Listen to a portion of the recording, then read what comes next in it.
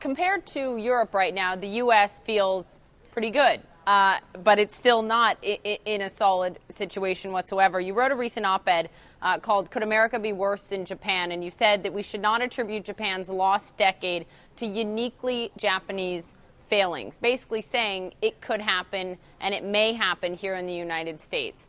Why? You know, we were very arrogant about Japan. You had policymakers writing papers and saying out loud, Japan couldn't happen here. You had lectures to Japan about what they should do. And the argument was Japan's failure to grow was a Japanese issue. Now we're discovering here in the U.S. that we are having difficulty to grow. And the reason why is that post-bubble economies are very difficult to manage. And we are now discovering all the issues that Japan has discovered. So the first thing is we, in the U.S., despite very active policies, are having the same problems that Japan faced. The bad news is we don't have some of the strengths of Japan. Japan has high social cohesion, and Japan is a surplus country that is also a net creditor country. So our concern is unless the policymakers really step up to the plate, we may not only look at a Japan situation, there is a risk, and it is a risk, there is a risk that could be actually worse than Japan. Is the U.S. already in a worse situation than Japan? We're not in a worse situation for a couple of reasons, but we could get there. So it's important not to allow ourselves to get there. We're not in a worse situation because first we have a much more dynamic economy. No one ever questions the entrepreneurial nature of the U.S., the ability of the U.S. to step up the private sector. So if the uncertainties are removed, the underlying strengths of the U.S. economy are there. Secondly, we are the reserve currency. So we are given more time, despite our debtor situation, than other countries are.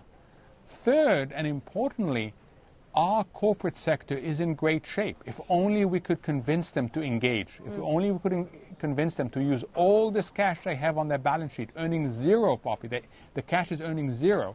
If only we can convince them to use that cash to hire and invest. So I think we have the potential to come out much more quickly if we get serious on the policy front, and that means structural policies to remove structural impediments. But from what you've seen, Mohamed, do you see that as a reality in the near term? It sounds like it's a rather urgent call. Do you see that happening? And if you're an investor looking at where to place your money, do you have the belief that those changes will happen in the United States, given the situation in Washington? So we're seeing some changes. Since we last spoke, President Obama put on the table a jobs plan.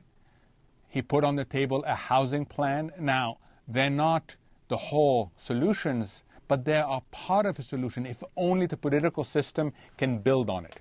Having said that, and I go back to what I said earlier, the principle that should be driving investors today is general defense and only selective offense. And the reason why is because of the political realities in the U.S.